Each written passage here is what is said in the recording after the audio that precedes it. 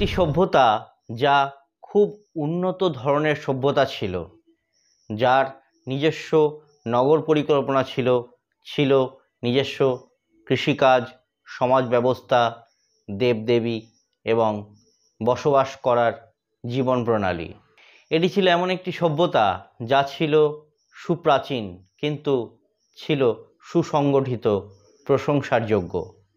এ সভ্যতার মানুষেরা নগর উন্নয়ন পরিকল্পনা করতে জানতো এবং তার সাথেই জানতো কিভাবে নিষ্কাশনী ব্যবস্থা সুদৃঢ় করতে হয়। সিন্ধু নদকে কেন্দ্র করে এই সভ্যতা মূলত গড়ে উঠেছিল এবং বর্তমানের ভারত ও পাকিস্তানের বিস্তীর্ণ অঞ্চল জুড়ে এই সভ্যতা গড়ে উঠেছিল।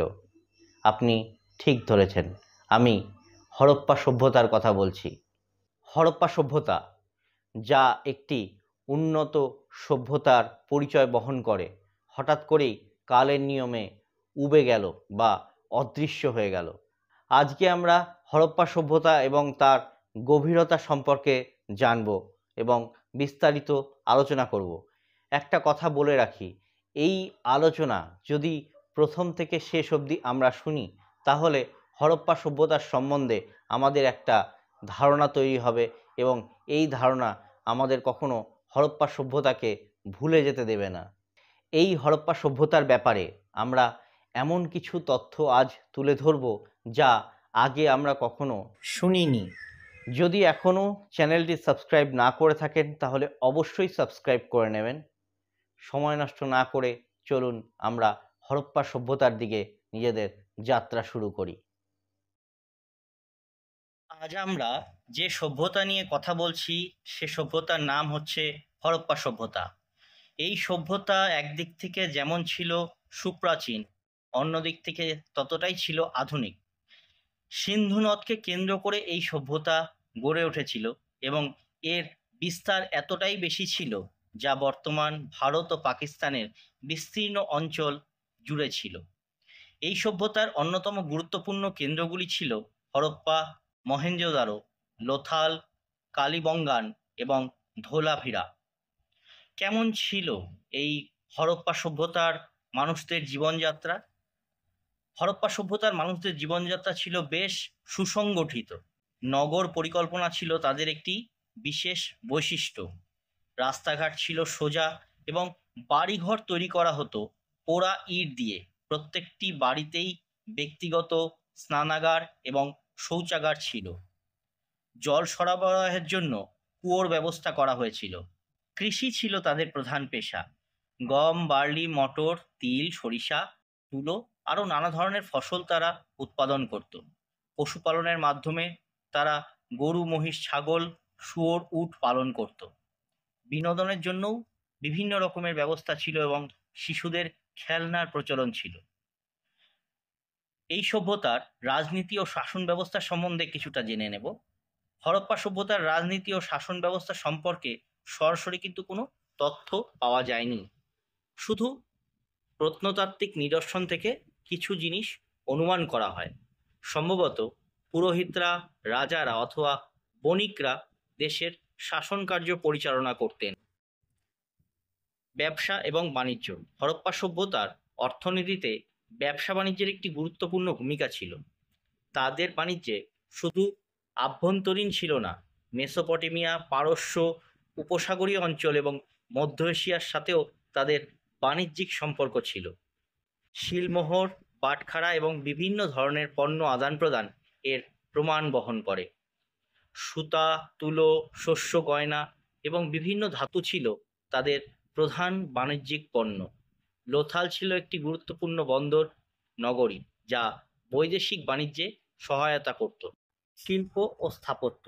হরপ্পা সভ্যতার শিল্প ও স্থাপত্য ছিল উন্নত ধরনের, যেখানে পোড়ামাটির মূর্তি, ব্রোঞ্জের তৈরি নৃত্যরত নারী মূর্তি, দাড়িওয়ালা পুরোহিতের মূর্তি, বিভিন্ন ধরনের খেলনা, শিলমোহরগুলিতে তাদের বিভিন্ন পশু পাখি, দেবদেবী এবং অজ্ঞাত লিপি বলা হয়েছে এ কারণেই কেননা এই হরপ্পা সভ্যতার লিপি এখনও আমাদের পক্ষে পড়ে ওঠা সম্ভব হয়নি, যদিও এই সভ্যতা 4000 বছরের বেশি পুরনো। স্থাপত্যের ক্ষেত্রে তাদের নগর পরিকল্পনা, বিশাল শস্যাগার, স্নানাগার এগুলো বিশেষভাবে উল্লেখযোগ্য। মহেঞ্জোদারোর বিশাল স্নানাগারটি ধর্মীয় আচার অনুষ্ঠানের জন্য ব্যবহৃত হতো বলে অনুমান করা হয়। জ্ঞানবিদ্যা ও ক্যালেন্ডার। হরপ্পা সভ্যতার জ্ঞানবিদ্যা সম্পর্কে সরাসরি কোনো তথ্য পাওয়া না গেলেও তাদের উন্নত নগর পরিকল্পনা, পরিমাপ পদ্ধতি এবং প্রকৌশল জ্ঞান প্রমাণ করে যে তারা গণিত এবং জ্যোতির্বিদ্যায় যথেষ্ট পারদর্শী ছিলেন। তাদের ওজন ও পরিমাপের পদ্ধতি ছিল সুনির্দিষ্ট। শিলমোহরগুলিতে প্রাপ্ত অজানা লিপি আজও ডিসিফার করা সম্ভব হয়নি, তবে এটি তাদের লিখিত ভাষার অস্তিত্ব প্রমাণ করে। তাদের ক্যালেন্ডার বা সময় গণনা সম্পর্কে সুনির্দিষ্ট তথ্য না থাকলেও কৃষিকাজের জন্য তাদের অবশ্যই ঋতু পরিবর্তনের জ্ঞান ছিল। হরপ্পা সভ্যতা এক বিস্ময়কর সভ্যতা ছিল, যা প্রাচীন ভারতের এক গৌরবময় অধ্যায়। এই সভ্যতার পতন রহস্যে ঘেরা হলেও এই সভ্যতার মানুষদের জীবনযাত্রা, নগর পরিকল্পনা এবং শিল্পকলার ভিত্তি প্রশংসার যোগ্য ছিল।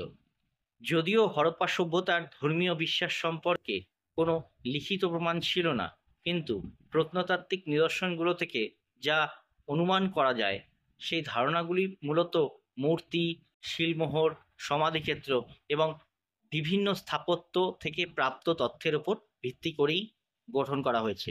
হরপ্পা সভ্যতার ধর্মীয় জীবনে মাতৃপূজার এক বিশেষ গুরুত্ব ছিল। বিভিন্ন প্রত্নতাত্ত্বিক স্থানে প্রচুর পরিমাণে পোড়ামাটির মাতৃদেবী মূর্তি আবিষ্কৃত হয়েছে। এই মূর্তিগুলোর বিবরণ ছিল নগ্ন, প্রায় নগ্ন অবস্থায়, মাথায় ভূষণ এবং গায়ে বিভিন্ন অলঙ্কার। মনে করা হয় মাতৃদেবীকে উর্বরতা, প্রজনন এবং প্রকৃতির শক্তি হিসাবে পুজো করা হতো। এই সভ্যতার শিলমোহরে পুরুষ দেবতার চিত্রও পাওয়া গেছে, যা হরপ্পা সভ্যতার ধর্মীয় জীবনে পুরুষ দেবতার উপস্থিতির প্রমাণ দেয়। এর মধ্যে সবচেয়ে বিখ্যাত হলো পশুপতি শিলমোহর। এই শিলমোহরের একটি ত্রিমুখী দেবতাকে যোগাসনে বসে থাকতে দেখা যায়, যা মহিষের শিংযুক্ত মুকুট পরা এবং তাকে ঘিরে বিভিন্ন পশু পাখি যেমন হাতি, বাঘ, গন্ডার, মোষ রয়েছে। অনেক গবেষক এই দেবতাকে আদি শিব বা পশুপতি হিসাবে চিহ্নিত করেছেন। হরপ্পা সভ্যতার মানুষেরা বিভিন্ন প্রাকৃতিক শক্তিকেও পূজা করত, যেমন বৃক্ষ পূজা। পিপল গাছ বা অশ্বত্থ গাছ ছিল তাদের কাছে অত্যন্ত পবিত্র। অনেক শিলমোহরে পিপল গাছের ছবি দেখা যায়। একটি শিলমোহরে পিপল গাছের ডালের মধ্যে উপবিষ্ট একজন দেবতার ছবিও পাওয়া গেছে, যাকে বৃক্ষ দেবতা হিসেবে চিহ্নিত করা হয়েছে। প্রাণী পুজো। এই সভ্যতার লোকেরা প্রাণীকেও দেবতা হিসাবে পুজো করত। একটি শিলমোহরে একশৃঙ্গী অর্থাৎ ইউনিকর্ন প্রাণীর ছবি বিশেষভাবে দেখা যায়, যা সম্ভবত একটি কাল্পনিক বা পবিত্র প্রাণী ছিল।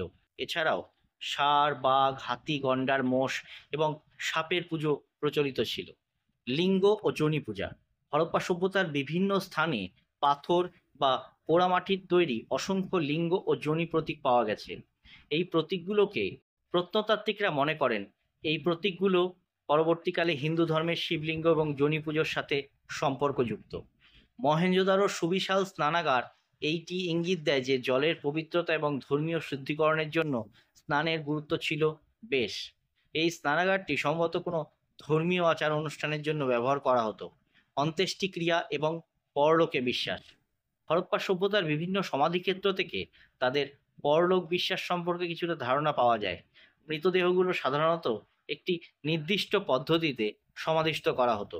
কখনো কখনো মৃৎপাত্র, গহনা এবং অন্যান্য ব্যক্তিগত জিনিসপত্র সহ। এটি ইঙ্গিত দেয় যে মৃত্যুর পরেও কোনো এক প্রকার জীবনের অস্তিত্বে তারা বিশ্বাস করতেন। অগ্নিবেদী।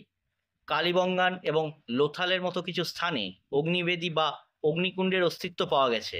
এই বেদিগুলোতে ছাই, পশুর হাড় এবং অন্যান্য সামগ্রী পাওয়া গেছে, যা থেকে অনুমান করা হয় এই সভ্যতায় পশু বলির প্রচলন ছিল, তবে তা এখনও সুস্পষ্ট নয়। মন্দিরের অভাব।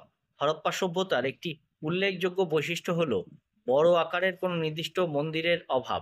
মেসোপটেমিয়া বা মিশরের মতো অন্যান্য সমসাময়িক সভ্যতায় বিশাল মন্দিরের উল্লেখ পাওয়া গেলেও হরপ্পার সময়কালে কোনো মন্দিরের উল্লেখ পাওয়া যায়নি বা প্রত্নতাত্ত্বিকরা কোনো মন্দিরের অস্তিত্ব খুঁজে পাননি। এ থেকে এটাই অনুমান করা হয় যে এই সময় ধর্মীয় অনুশীলন হতো ব্যক্তিগত বা ছোট আকারের সম্প্রদায়ের মধ্যে। যদিও হরপ্পা সভ্যতার ধর্মীয় বিশ্বাস সম্পর্কে আমাদের জ্ঞান এখনো অসম্পূর্ণ, প্রত্নতাত্ত্বিক নিদর্শনগুলো প্রাচীন ভারতের ধর্মীয় ঐতিহ্যের একটি গুরুত্বপূর্ণ দিক তুলে ধরে এবং পরবর্তীকালে হিন্দু ধর্মের অনেক উপাদানের উৎস এই সভ্যতার অবদানকে ইঙ্গিত করে। এই সভ্যতার লোকেরা পুনর্জন্ম বা মৃত্যু পরবর্তী জীবনে বিশ্বাস করত কিনা এ বিষয়ে নিশ্চিত তথ্য না থাকায় এ এক রহস্যময় আবরণেই রয়ে গেছে। নিখোঁজ অস্ত্রশস্ত্র। হরপ্পা সভ্যতায় প্রত্নতাত্ত্বিক খননে তুলনামূলকভাবে খুব কম অস্ত্রশস্ত্র পাওয়া গেছে। একটি বিশাল সভ্যতা কিভাবে এত শান্তিপূর্ণভাবে টিকেছিল? তারা কি সামরিক দিক থেকে এতটাই দুর্বল ছিল যে কোনো শক্তি তাদের আক্রমণ করেননি, নাকি তাদের সমাজে যুদ্ধ বিগ্রহের প্রবণতা এত কম ছিল যে অস্ত্রেরই প্রয়োজন হতো না? এই শান্তিপূর্ণ সভ্যতার রহস্যময় পতন আরো বেশি প্রশ্ন তৈরি করে। মেহেরগড়ের অলৌকিক যান ও নারী, the lady of the spiked throne. সাম্প্রতিক সময়ে মেহেরগড় থেকে প্রাপ্ত একটি প্রত্নসামগ্রী যা হরপ্পা সভ্যতার সমসাময়িক তা নিয়ে বেশ রহস্য দানা বেঁধেছে। এটি the lady of the spiked throne নামে পরিচিত। এটি একটি টেরাকোটার তৈরি, সযত্নে রং করা, পা মুড়ে বসা ষাঁড় আকৃতির নৌকা জাতীয় যান, যার ওপর একটি নারী মূর্তি উপবিষ্ট। এই ধরনের নিদর্শন খুবই বিরল, অর্থবহ এবং তাৎপর্যপূর্ণ, যা এখনো পুরোপুরি বোঝা যায়নি। কিন্তু আমাদের মনে এই প্রশ্ন আসেই যে এটি কি কোনো ধর্মীয় আচার অনুষ্ঠানের অংশ ছিল? এই অলৌকিক যান এবং নারী মূর্তির প্রতীকী অর্থ কি ছিল? এটি কি কোনো বিশেষ দেবী, রানী, নাকি অন্য কোনো অলৌকিক সত্তার প্রতিনিধিত্ব করত? এই ধরনের একক ও অদ্ভুত নিদর্শন গবেষকদের মধ্যেও কৌতূহল ও জল্পনা তৈরি করেছে। এই রহস্যগুলোই হরপ্পা সভ্যতাকে আরও আকর্ষণীয় করে তোলে। যদিও এই প্রশ্নগুলোর বেশিরভাগের উত্তর আজও মেলেনি, তবে অজানা দিকগুলোই আমাদের কল্পনাকে উস্কে দেয় এবং প্রাচীন সভ্যতা সম্পর্কে আরও গভীরে জানার আগ্রহ তৈরি করে। এবং একটা কথা এই প্রসঙ্গে বলা যায়, যদি এই হরপ্পা সভ্যতার লিপি সম্পর্কে আমরা বিস্তারিতভাবে জানতে পারতাম, অর্থাৎ এই লিপি যদি আমাদের পক্ষে পড়ে নেওয়া সম্ভব হতো, তাহলে এই সভ্যতা সম্পর্কে আরো অনেক বিশদ তথ্য পাওয়া যেত, যা আমাদের আজকের কাছে মতো এখনো এই নেই। সেশন এখানেই শেষ করছি। আবার দেখা হবে পরবর্তী সেশনে নতুন কোনো টপিক নিয়ে। ততক্ষণ পর্যন্ত সকলে ভালো থাকবেন, সুস্থ থাকবেন।